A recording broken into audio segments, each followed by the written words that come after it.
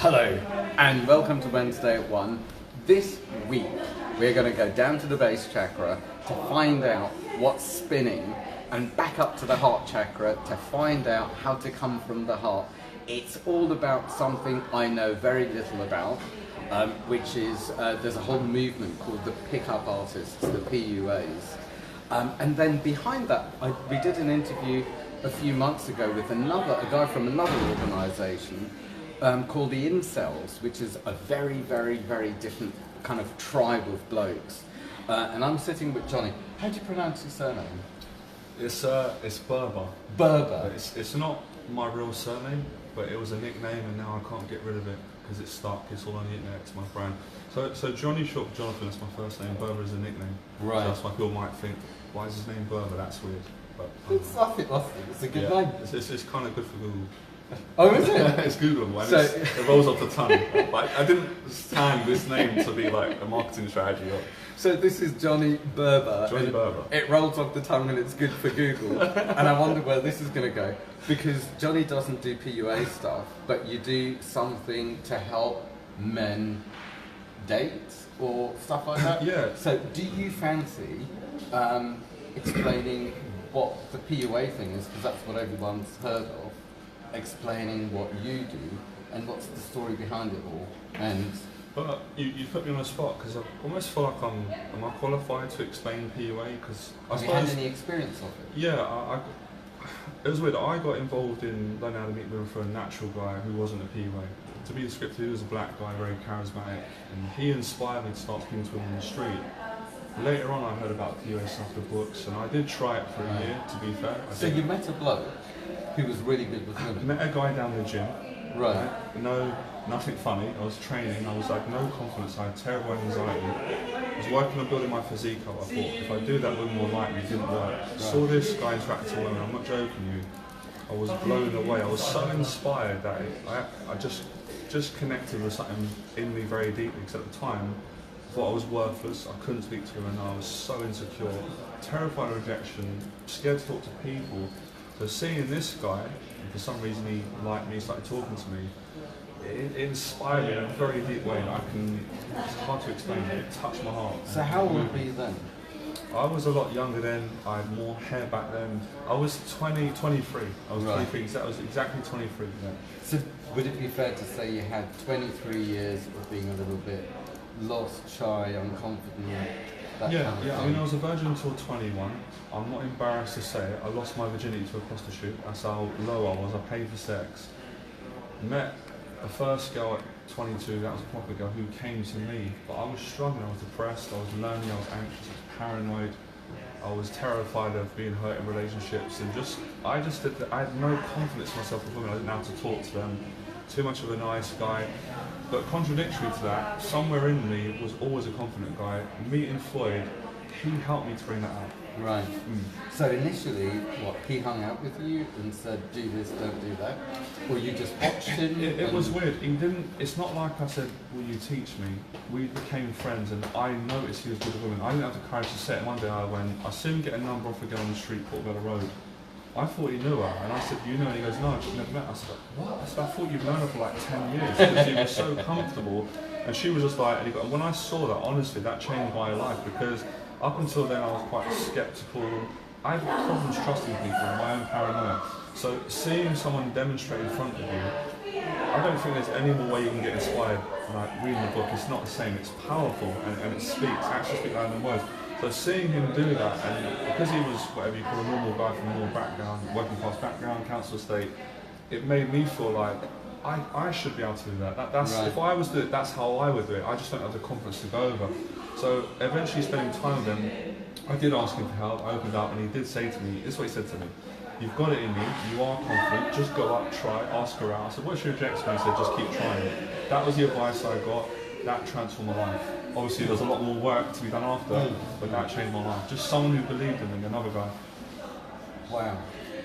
So because he believed in you, Yeah. and you had that engagement, Yeah. and you had the role model, Yeah. and it was demonstrated, Exactly. and in a way he even gave you permission to say go and do it and failure is fine. Everything you said is correct. He gave me the validation. I trusted him more than I would probably trust most people in my families and close friends. Right. I knew that I believed that he believed in me, even though I didn't believe in myself. And let's be honest, sometimes other people have got to believe in you until your belief kicks into yourself, if that makes sense. Yeah. So I believed that he believed in me, even though I didn't believe in me. Right. And that eventually changed my life.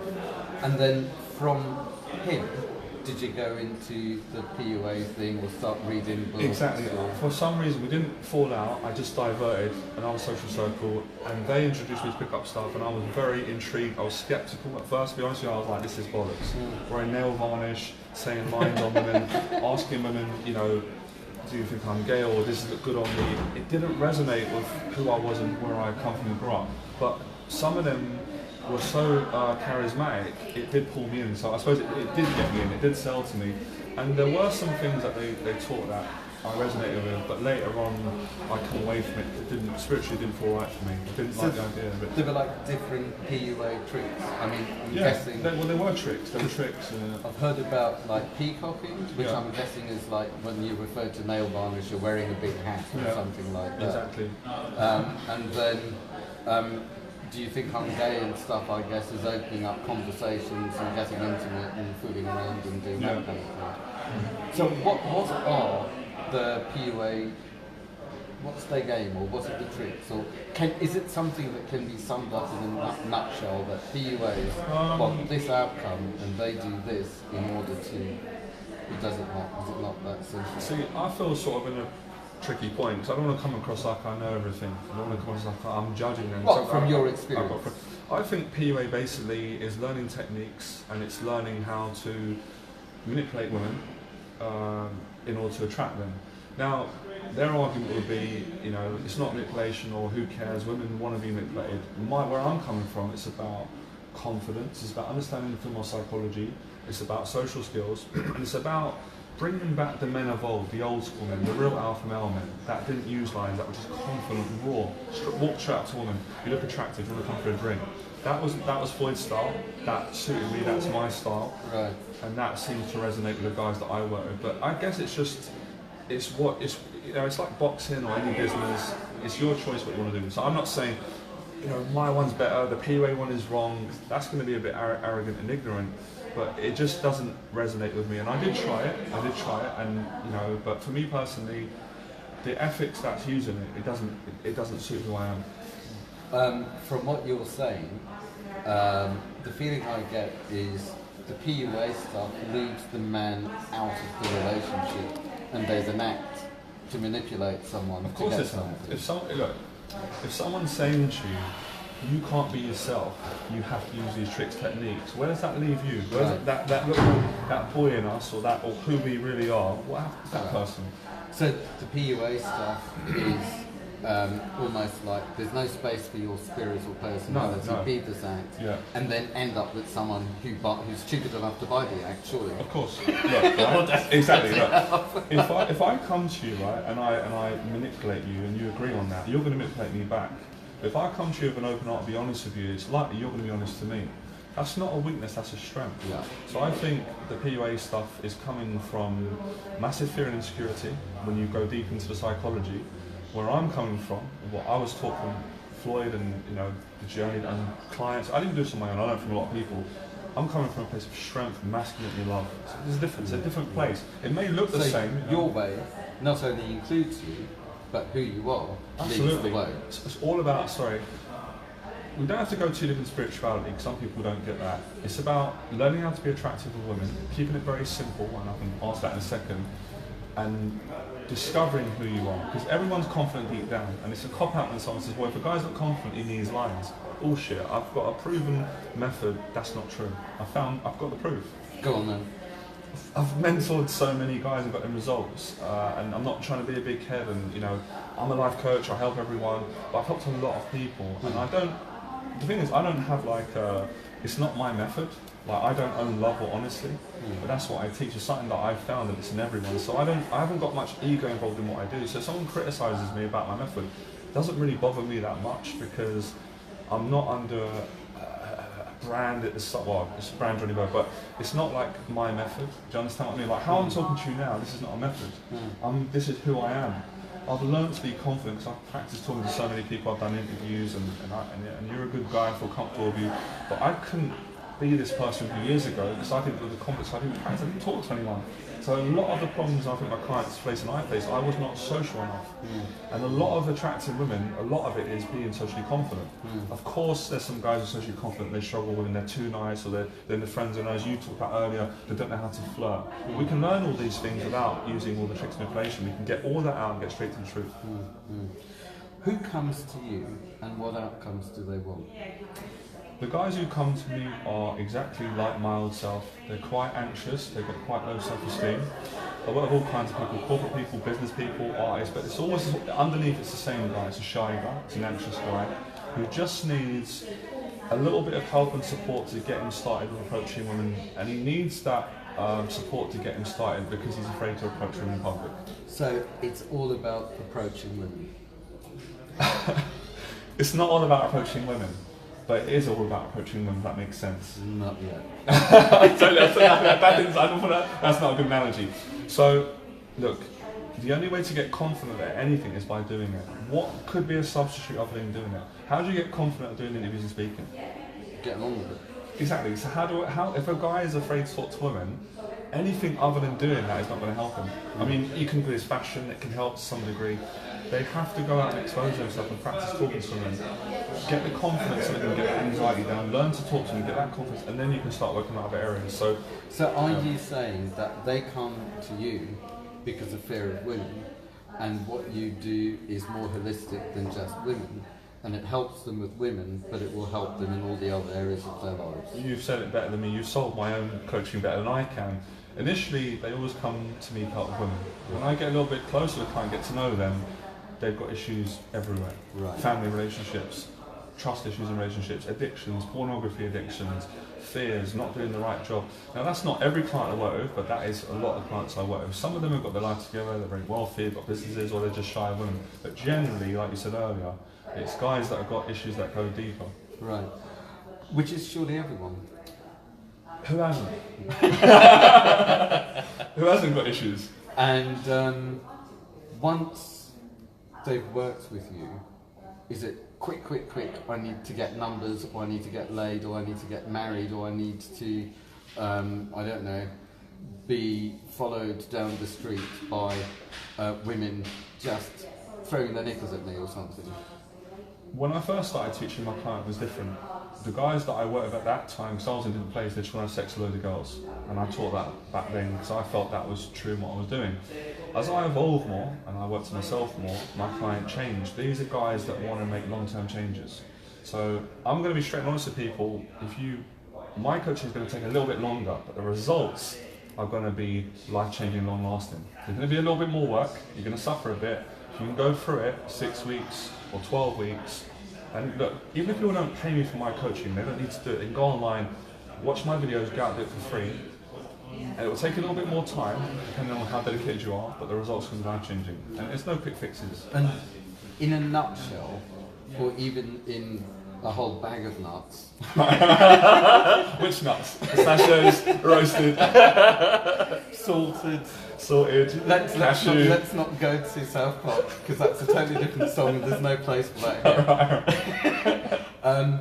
What would you say you do? Like, how do you do it? Is it out in the street? Is it sitting and talking? Is it looking at videos? Is it role play? Yep. Is it so? I'm going to be really honest, I do both. I take guys out in the street. That doesn't sound right. I take them out in the street, get them to approach, but we do a lot of this. What me and you are doing now is, God, I'm getting emotional, I'm very deep.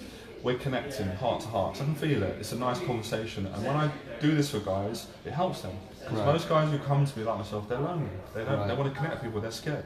That is a huge deal. And I kind of feel it's only this year that I really got that most blokes don't even have one friend. Yeah. Even really popular blokes, you know, rich and famous blokes, poor and sporty blokes, drop dead gorgeous, you know, most blokes do not have one friend to tell the truth with. or to really laugh with, Yeah. or to just say, shut up, I'm trying to think about something, or whatever it is. And it's tragic. Yeah. It's absolutely... Yeah. When would you say that stops? Because surely as little boys, one of my best friends and I are like Winnie the Pooh and Piglet. And we do go to the forest a lot, and it's just magical and wonderful, and we laugh a lot, and it's just, we meet in a certain sacred space where not only can other blokes not meet me, but I don't want to share it with anyone else. It's just wonderful. And that for me is a couple of little, it is like, you know, prepubescence. It's very, very young. And then I've got another, my best friend Alex is coming over later, and he's like Men's Health, and what is he, what's that magazine, Tatler or something, personal trainer of the year, and model and this and that. And we meet doing other stuff in a different place, in a different area. So when would you say blokes stopped having friends, and what would you say blokes need friends for now these days? Honestly, I'm not just saying that because you're here within the interview and I want to be polite. I think that's such an important thing you touched on, that men need friendships with other men. And I had to learn that about myself when I first started teaching. Because I was teaching, I had this worldly following, had girls I was seeing, and I didn't even have 5 real close friends. I had all these fans, people wanted to love me, and I got to a point where I felt empty, I felt lonely, I felt depressed, all these women. So I started realising I had to work on that, and I've improved that. So I think it's so important for men, and I think as quick as possible they need intimate relationships with other men, because you need a mixture of masculine energy, you need feminine energy. I think guys who have got good relationships with men will actually do better with women, and it wouldn't take them as long as it took me, because my life was so, can I swear? It was so messed up starting off. I was a total mess everywhere. Well, I find a lot of blokes that have this issue, it's almost like, if I get laid, or if I have a girlfriend, or if I'm even seen with a woman, then surely the world will say I'm okay.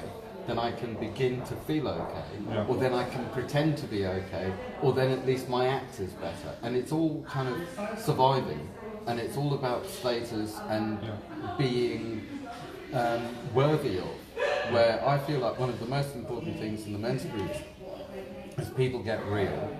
And the only way to win is to be your own man, which for me is present and connected and authentic in that moment, rather than an act. And if I accept myself as my own man, then I'm giving all the other blokes permission to accept me. And if I accept me, then I give them permission to accept me, and I'm one of them. And then I can extend myself to the women. That's the way that I personally feel.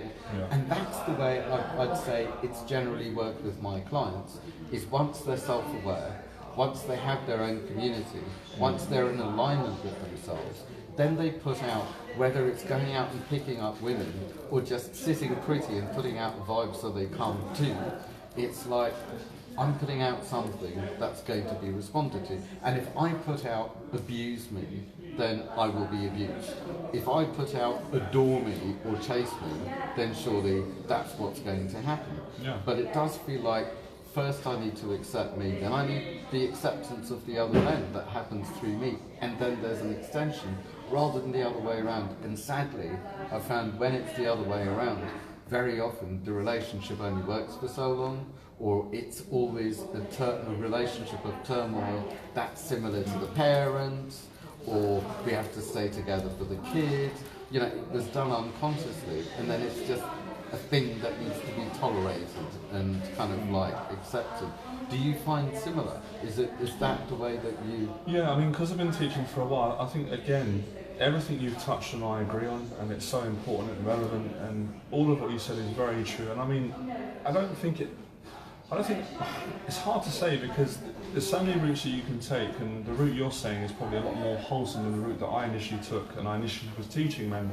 But I think it's better that men go out and approach women, and even if they worked on just that, then doing nothing at all, not as they take action, but at some point they will be presented with their issues, whether it's with their family, you know, with friends, and they're going to have to work on that, because if they don't, obviously they're going to be depressed, they're going to have issues. And a woman like a woman can't solely make you happy alone.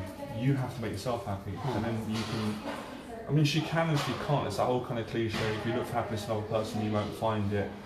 True what you said about getting yourself aligned, but I think unless yeah, it's an unconscious codependent relationship where, let's say, my role is I am used to saving women, and then I'll be their little boy making sure they're okay, and I'm used to being mothered, so I debrief and I'm cooked for and I'm kissed on the forehead, and you know, if that's what the marriage turns into, until God forbid there's a child and then competition. Do you know what I mean? And for me, that's the difference between unconscious and conscious relationships. If I was unconscious, then all my shadows and the default scripts, maybe from my family, my community, whatever I've been around, that whether it works or not, will play out. Yeah. Where if I'm conscious, then I have choice. And for me, it means more courage, because I'll say no to what I should say yes to, or I should even be grateful for. Fuck that. It's like, if it's true, then yes. If it's scary, then yeah. Well, you've touched on a great point, and I kind of sense we were going to go deep here, and I think you're right. Guys need to be aware of their shadows, and they need to be conscious of them, because for most of us, initially, we're asleep. We don't know who we are, we don't know what the shadows are, we don't know why we have anger, jealousy, projections. So if we can give a man or a woman awareness as quick as possible, they're going to get better results, because they're going to be more, as you said, aware of what they should be doing, what they shouldn't be doing, and what is the right route. So I think this interview is so good because we've given so much value and everything's relevant. It's just kind of like, what order do you do it in? You can mix up the box, like there's no set way, or maybe there is, maybe you say different, say, no Johnny, I've got a set way and that works, and so I think it's good that there's lots of ways for people, so we're not just going, there's just one way, because it might not suit everyone, because some guys won't want to go out and do my way and meet women on the street. Some want to go more holistic and do counselling and sit down and work on their shadows and get therapy and change lifestyle. So I think all of the improvement ways are great, as long as you're coming from a genuine place. You have to be a saint. No, I'm not perfect. No one's perfect. But as long as you're coming from the heart, you're in the right frequency, and great things will come. Would you say that when people come to you to work with you, first you need to get to know them, and then you know how to work with them? Because what I've heard you say now is there isn't a way, there isn't a program.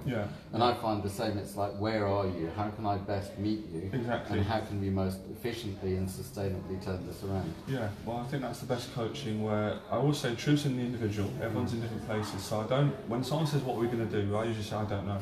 You're going to show me. I'm going to help you. Truth's in you. I'm going to help support you, but I can't give you a step-by-step method, because it's not the truth. And if I have a step-by-step method, that means I've got a one-size-fits-all, which I don't.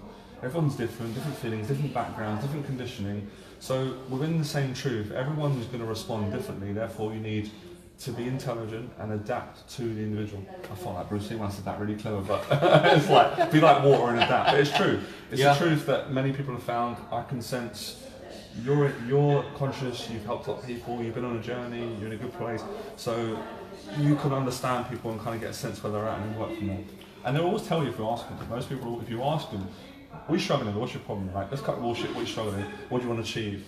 This is what I'm struggling, this is what I want to achieve, how can we do it? Let's get to the truth.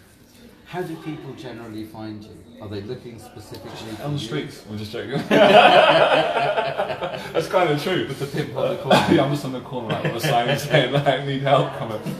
Usually from YouTube, that's the main place they find me, from the videos. So is it that people type whatever their problem is, then you come up, you talk to them, you make sense, and then they buy you? I think they always go to other people and then like, oh, I was watching this other dating coach and I saw you on the side and I thought I'd check you out. And I like you guys, I'm the best of course. I'm joking, I'm not real well. Yeah, they find me on the internet, they stumble across. I think a lot of my videos are titled anxiety, and that's kind of the niche, and they find it. I think because I'm doing a lot of demonstrations, that's what they kind of gravitate towards. They like seeing proof. People like seeing proof. So by demonstrations, you get filmed out on the street with a camera, doing stuff and picking. Getting rejected, getting embarrassed sometimes, getting awkward, kicking ass. I thought you were egotistical. So I show the good, the bad, and the ugly, and I think that's why people like me, and they trust me, and that's why the clients are attracted to me. And is there a certain type of woman or girl who is generally attracted to you? Wow, that's really hard to answer. I'm not Tricky sure. question, eh?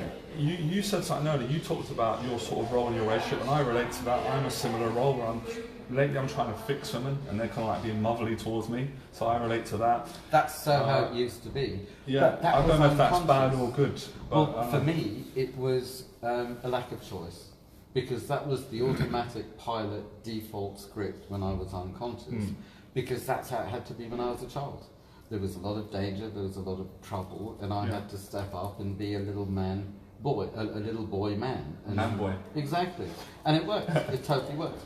And unconsciously, with that, all women adored me, and I was their little boy, and I'd save them, and I wouldn't even notice the ones that were just like trying to get into my knickers, or whatever the male equivalent is. No, God, you want knickers? or what do you call it? Undies. Each their own. Tidy whities.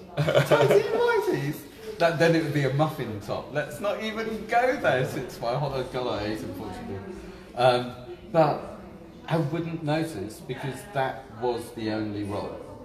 And then I realised that trauma, that fear, or that thing that needed fixing or saving is no longer going on. I was still kind of in that trauma. I was still unconsciously, automatically doing this thing to save our lives or make everything okay. Yeah, you were playing out what you'd always done when you were a young boy in your later relationships with women. And then I realised I need to unlearn this. Or more than that, I realised that I didn't buy me. I didn't buy this act that worked. And I got laid, and I had girlfriends, and everything was perfect on the outside. So you went through a stage like I did. Most of you played the field. You got it out of your system. Not really, because I was quite obsessive. I had OCD, and I had Tourette's, and I had body dysmorphia, and I had all sorts of things. So I was an absolute basket case. Did you have like what I had? I had really bad social anxiety. I had a lot of paranoia. I probably had OCD. I was always lapsing out, daydreaming at school. I was like, concentrate. I was like, Yeah. I definitely, I don't know, I had some mental health problems. Yeah. Definitely. Yeah. And they've really helped me, because in unlearning them, I picked up my tools. You found yourself by becoming conscious. And also, I found, if I wasn't that mummy's boy taking care of women, then I wouldn't have the tools of empathy or communication, or being able to learn how to be in the presence of a woman in pain and not feel like I have to fix her, but just be with things and allow them to pass. Wow. Or be with them and allow them to unfold. And I guess, to take this straight to the sack, it would be with a woman and allow her to feel safe enough to open up to me, and to kind of like go on that sometimes, hopefully, incredibly scary sexual journey. Because it's not about, for me, tricks and fixes and things like that. A lot of people, just to be blunt, need to fill a hole, but generally it's an emotional hole. But this is more about opening up, an adventure, meeting, growing, being out of control, being vulnerable, blah, blah, blah. It's like, I guess this is a heavenly, it's like, how can I put it, where the energy just kind of rises and opens up. So I'm describing an orgasm, basically, aren't I? But I like orgasm. Everything you're saying. I'm with you. I totally get what you're saying, and because I've experienced it, I can understand this language. Some guys, because I get criticised sometimes for being too deep or too spiritual, but I get what you're saying, and I resonate a bit. Where on the other hand, if I was one of the tough nuts, I don't think I'd have access to those tools or those things. I might be, I don't know, rougher, a bit of irresistible rough or something. Bit of a bad boy. I might be a lot more able to fix things, and there are different skills. But it's like, I believe that, okay, here's cosmic. I believe that before even coming down to this lifetime, I chose the things that I would need to learn, the things I would need to contribute. We're going deep now. This is like Channel 4 in my mind. Yeah, let's do it. I'm not scared to go deeper. And also the people that I probably would need to either complete with or commit to go through love and pain. So if that's my choice this lifetime, to learn, to contribute and say to complete. But I know that as I come down, my mission will be erased from, that app will be taken off my phone. Right. Then how do I remember? How do I remember why I'm here and why I've committed to this life with these people and this? And for me, this is me overdoing the Columbo, because I do like to fiddle with things and make sense of everything. And you're not going to say one final thing. But I believe that what I did was agree to dramas and traumas that might be hidden here and there in life. And those are the things that will trigger pain and will give me the opportunity to unlearn the pain and pick up a tool to help me on my path. And the people that I might go through pain with, so for example, with families, it's not that easy to chuck the family. With friends, the ones that maybe don't matter that much or are too scary, move away from it. But with the ones that really matter, the close friends, the best friends, the ones that you will go through pain for, they're the ones that are really committed and they won't jump ship just because they're shit flying. And they're the ones to like really completely, really learn from and go through that intimate lesson to enhance the pathway, to enhance self-awareness in the pathway. So in a nutshell, I believe that these are my choices, and it's up to me to recognise things for what they are and respond as a man, rather than the scared boy that needed to fix everything, avoid pain, avoid humiliation, avoid abandonment, and be, I guess, impotent, not able to fix things, and therefore vulnerable. And I guess there's a shadow thought that I had as a child is, if I parent everyone now, then when they're okay, they will parent me. So about you giving love to people and they'll give me the love back. In a way, it was even more than love. I mean, this was, you know, we had the Secret Service on our tails trying to kill us, and we were being followed and the phones were tapped, and you know, so there's all of that going on. So it wasn't just simple love, it was survival. It was real survival, and it's like, we need to survive this. It was heavy stuff. And right. As a little boy, my father didn't come to the UK with us. He was smuggled to Italy because he was the one supposed to be killed. So there's this little boy told by his father that we may not see each other again and I'm the head of the family. In refugee camp, not speaking any of the languages, thinking, shit, so forget love. This was like core survival. And with that trauma, it's like everything would have that projected on it one way or another. But it's unlearning all of this. And I guess being at the edge, and I know you've been through your issues because you touched on it earlier, being at that edge where I can meet men at the place of a broken spirit, because once it's met, then it can begin to heal, then it can begin to safely start to shine out and attract the goodness that it will bring. Because the act, what's the act going to bring? More pain and suffering. Exactly. And more unconsciousness. Exactly. And I know that every narcissist that I've been in love with has been so painful in my life, but just when I'm on the brink of breaking, it's that one twinkle in the eyes enough to keep me going for a while. And that twinkle is the spirit shining through. Do you know what I mean? Yeah. What do you think to that? And have you done narcissists? Yeah, and I think, you know, we've all got our own narcissism in us as well. I've had to recognise that myself. That wasn't easy. That was terrifying. But yeah, I've dated some narcissists, and I've dated women that are really lovely and empathetic. So I know that abusive relationship. I've been there. Yeah. I've talked about that on my channel.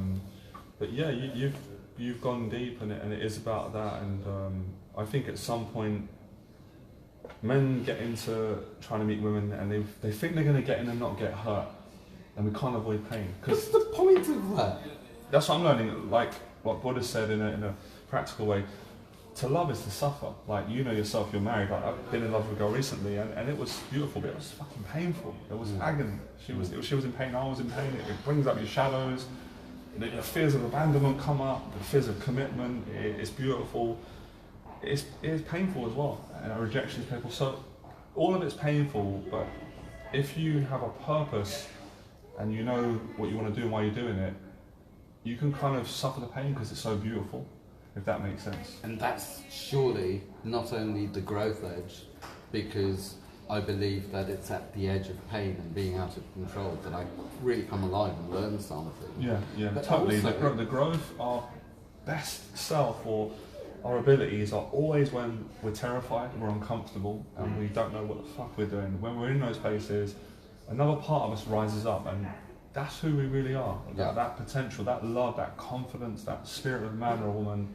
But you can only access that by doing the dirty work and getting uncomfortable and facing fear. You can't do that from reading books, sitting at home, watching Netflix. And do you find that when a man hits his pain or his grief or his anxiety or whatever it is, that he comes to you?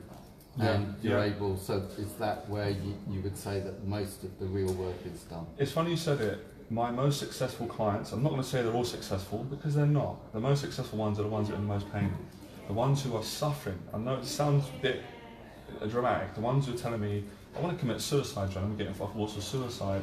They work so hard, they just get amazing results. The ones who probably are in a little bit of pain, but their life is pretty decent family, decent job. It's not always, but in my experience, statistically, stereotypically, they don't do the work because they're not suffering enough. There's no need. So I think there's no real motivation. I was suicidal until I met Floyd, and I had to go to the darkest of places where I don't want to live anymore. I don't want to be it, and that's what brought me up. That's where I found love or inspiration or God or whatever you want to call it. Thank God. Thank God. Praise God. Hallelujah. Amen. So fucked up that we can meet people in fucked up cities. Because we're at some level, forget all the following and this and that. I've met all kinds of people. Everyone's beautiful. Everyone's fucked up.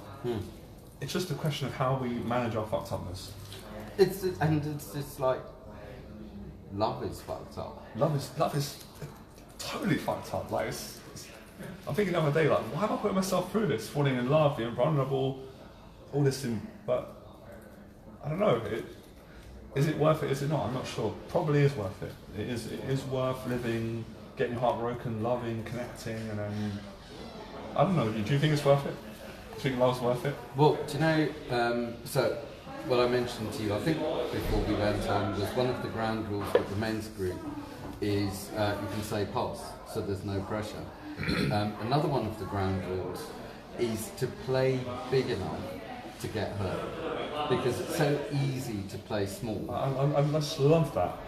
You've got to say that to everyone because that is so much truth. We can play small and protect ourselves and do a little bit. And you're dead. And we're dead and we're not living. But what you said is beautiful, because if you fully commit to something and open yourself up to get hurt, amazing things are going to come in your life, and you're going to, just everything's going to come. Everything that people want. I was with a client just before coming here, and we were talking exactly about this and about, because he was also a mummy's boy and nice and, did very well, but it was, his pendulum didn't swing a lot.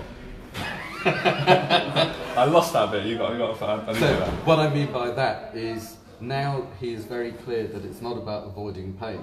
When he wants more out of life, which is a bigger swing in the pendulum, that means he needs to go into some of the darkness. Into the dark. And to let that go, so he can get bigger swing. So the more I want out of life... You think I'm talking about swingers or something? I just love how you do these massive deep, like Alan Watts, you go really deep, and I get what you're saying. You do it in a way where it's deep, but you make it simple. And I don't even know how I'm getting it, but I'm getting it because it's not words, it's just energy, and I get it. But it's really, I thought I went deep. Like, people say, you got in, just get to the point. This is like swingers and roundabouts. But surely, I know for me, and I'm now that I'm living, I'm hungry for more. When I was surviving, it's like, no, don't give me anything, don't even look at me. I am invisible. Yeah, I know. That's how I used to be. No. When I was on the train, when I was younger, I was like, no one look at me. Yeah. Don't look at me. Don't judge me. Don't see me. Don't expose me. Exactly. Now, rather than playing big, it's taking part. And I know that I'm hungry for more and more and more. Because you tasted so much love and truth, you're willing to go through more darkness to get more of that. Right? That's why you want to play I'm big. not even sure it's darkness. Well, right now, because I'm not in it. When I'm in it, it's still all there is. Not darkness, but better pain. You're willing to go into the pain to get the growth and the love and all the healing that comes after. Yeah. And the hugs and the kisses and the money and I'm just done. No, I mean, that kind of stuff kind of works as well, I guess. As long as, and that's another thing about being irresistible. What don't you think? What I was going to say is, I remember, because I was so loved as a male child, and it was just like quite normal and nice, that I would allow it to get so close, and then it would feel like, I'm out of here, I need to be out of here, but I need for them to chuck me, because I can't chuck them, because what if they threaten to commit suicide or I damage them forever, which actually happened with a very, one of my first ever girlfriends. It's exactly what happened, and it left a scar. It's like, oh my God, now I can't chuck anyone because they're going to kill themselves. Right. And that's just like, that's how many Hail Marys is that going to cost? It's just not fair. So I kind of like needed for them to chuck me as soon as they came too close, because I started to feel smothered. I had no boundaries.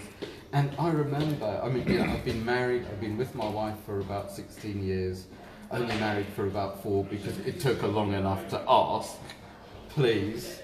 Anyway, so... It took 12 years to ask. Yeah! Like, what's a man to do? No, it's like neither of us were into it, but it's a different story.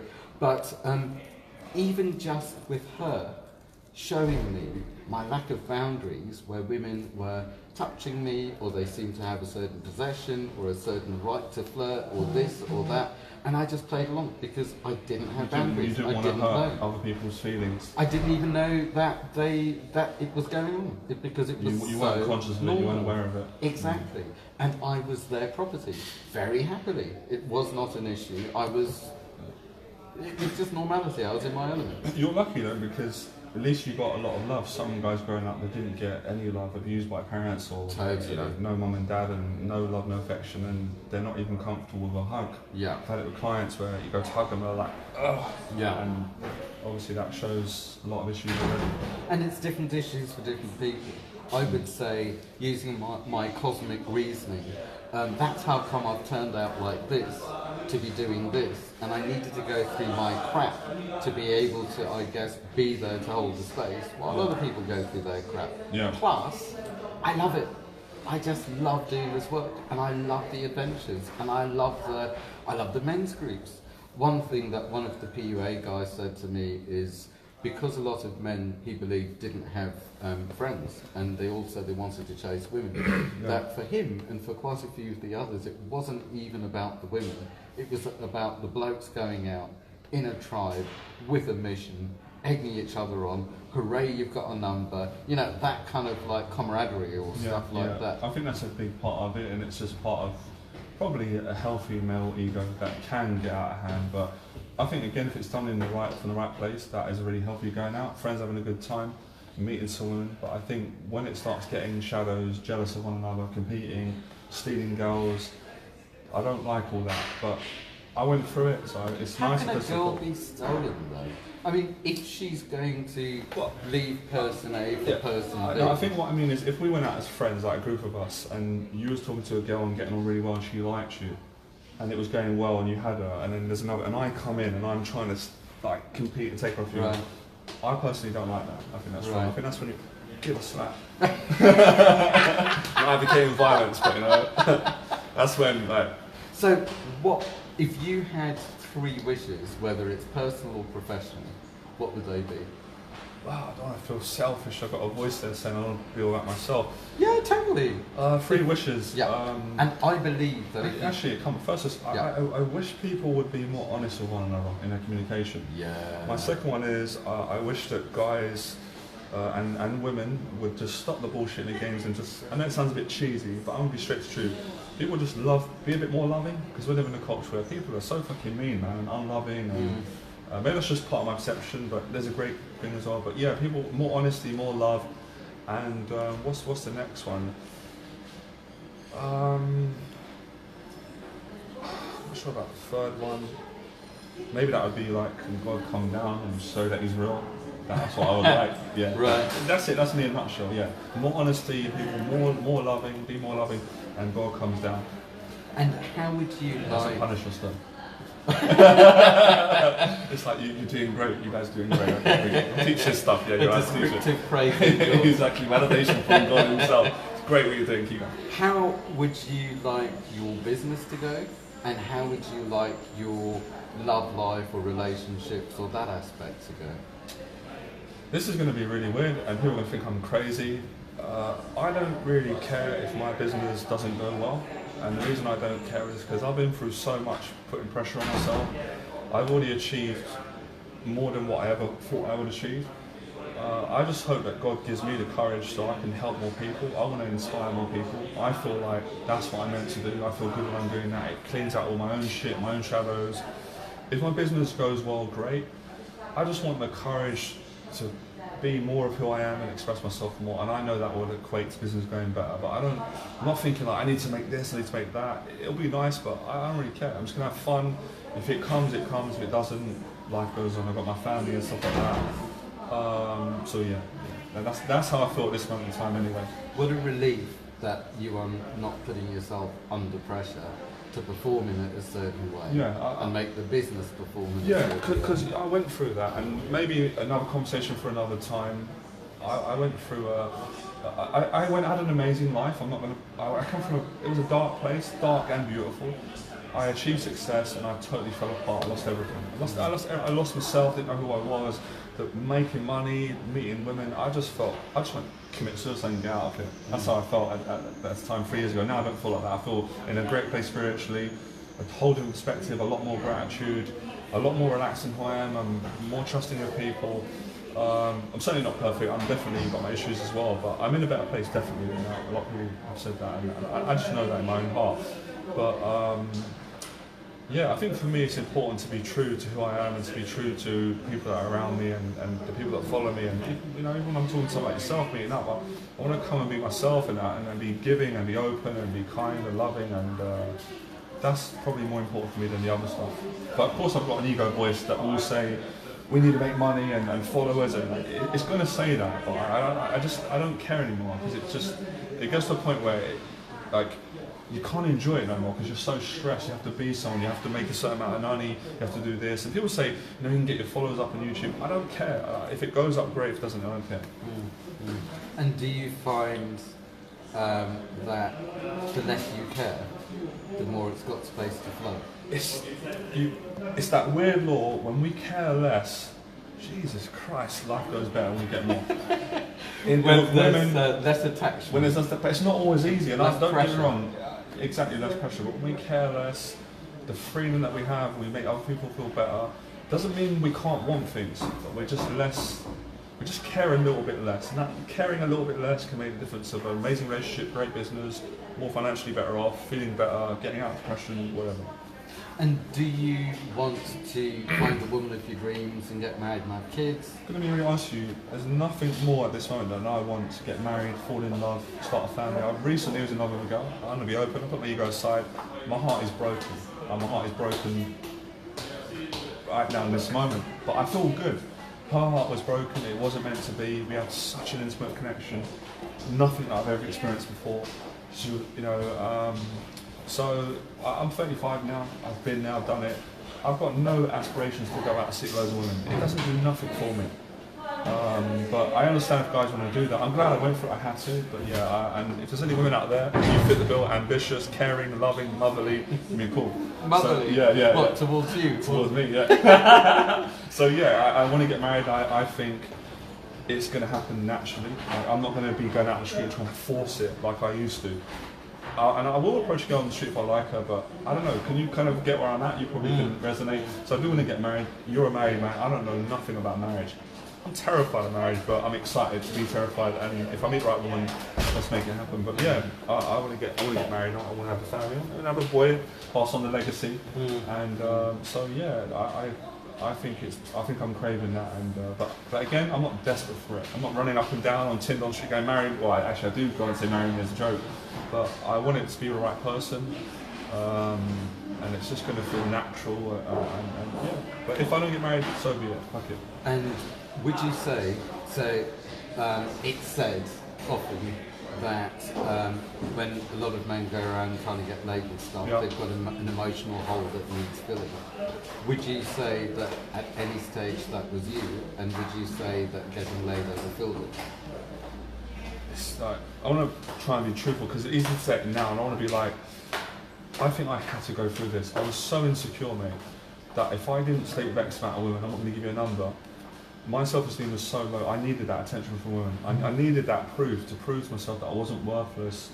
And if I didn't go through that, I wouldn't be who I am now, and feel how I feel now, which is very different to when I started.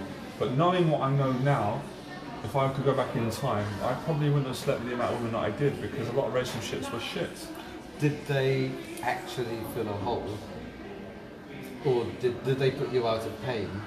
Or did they give you a fix? No, I had to think about that. No. Temporarily it helped me. You know what it's basically like, unless it's a bad analogy. It's like going on porn, watching images, having a wank, feeling good, and then feeling awful after, feeling empty, feeling low.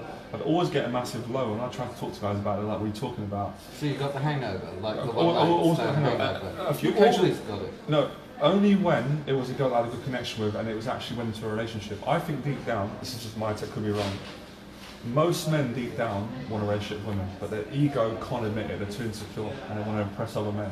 Most clients I work with, they want a relationship, because we crave it. And I know there's this whole Darwinian theory, dog eat dog, and we don't want to be monogamous. I don't believe in that. I don't feel that in my heart, but that's just what I believe.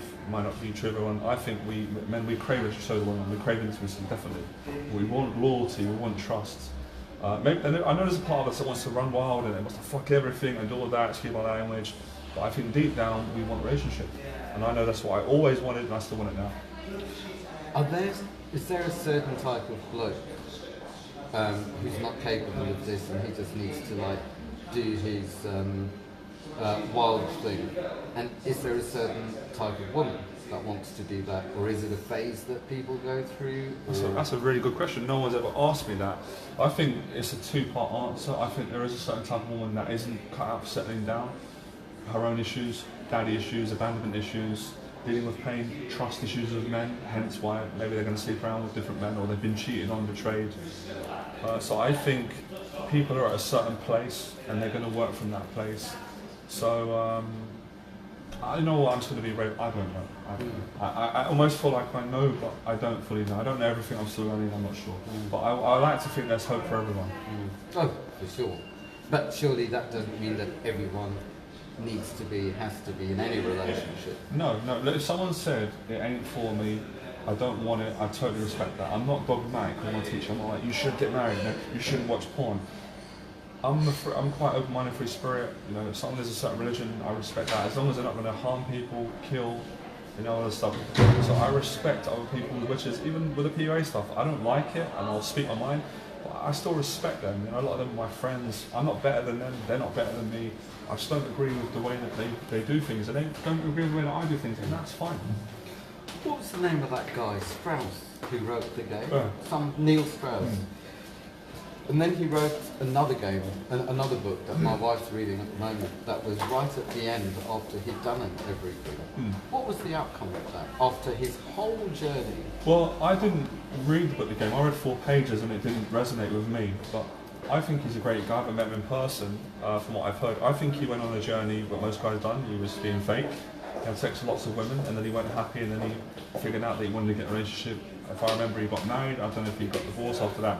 So that's about as much as I know about Neil Strauss. Right, I don't know. So we'll have to wait until my wife finishes reading, Exactly. reading the book. Exactly. How about we end, if you can, with 3 tips?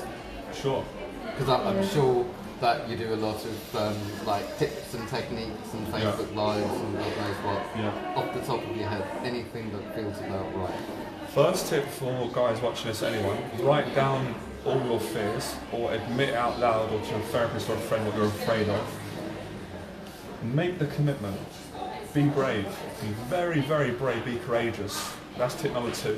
Number 3, take action and go and face everything that terrifies you gradually and your life will change. That's what I've got to say. Beautiful. Thank you, man. Beautiful. Wicked. Do you know what I haven't talked about that I'll very, very quickly mention is MenFlirt. Oh, go for it, man.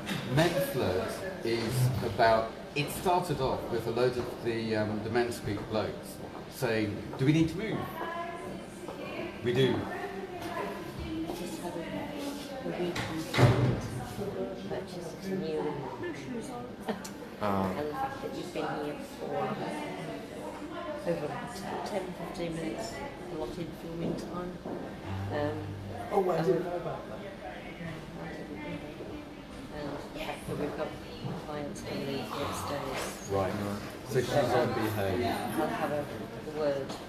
I don't know whether there's any room through there where you can carry on. Oh, we're just finishing up anyway. Yeah. Are you? Oh, Yeah, okay. yeah. So Cool. they're due, people are just starting to arrive. So. Right. We'll move. Cool. Thank I you. hate doing this. No, it's fine. I love that we're being busted. We're actually live. We're live. This is so authentic. This is not the first time I love we've it. been busted. I either. love this. It's great. Cheers, Kenny. No worries at all. We're at the RSO and we have so been busted. But it's not like the first time we got busted in the auditorium. But yeah, naughty boy. What I was going to say is MenFlirt started off as single MenSpeak blokes saying, how do you flirt? And then we put on a day workshop and we realised it wasn't about handing power over and doing flirting. It was about being the flirt, being an authentic man, getting feedback on how you come across, the words, the actions, the posture, the everything, all the presentation, and it's like, can I feel you? Basically, that authentic connection. So MenFlirt, I think we've got a workshop booked at some stage. I don't know when. You don't know when right now. 28th October. 28th of October. But do you know, for me, it's not about handing the power over for a woman or a man or a group or anyone to say you're okay. It's about being that flirt and letting the flirt do the work for you. What do you say to that? It sounds good. I'm open-minded. I'd like to probably know more about it. Just talking to you has been great. I've learned loads in this conversation, but yeah, I like the idea of not a technique, you're actually surrendering to flirting and just letting, just like how we've been teasing love, let it naturally come out. So great, yeah. Surrender. Surrender. How about that's the word for today? Surrender. I give up. Take me. Cool. Right. Before we get any more complaints about being here for too long and not wearing my shoes, we should chip.